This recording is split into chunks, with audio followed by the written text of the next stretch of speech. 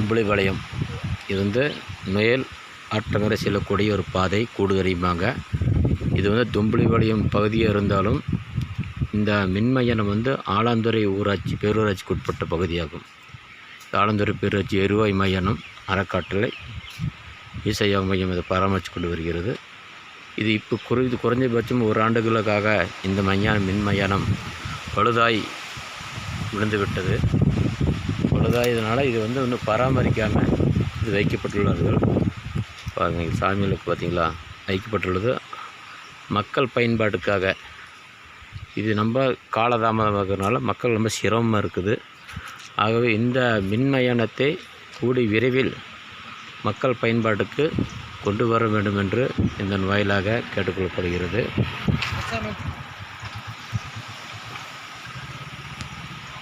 மக்கள் பயன்பாட்டுக்கு கொண்டு வர வேண்டும் என்று கேட்டுக்கொள்கிறது.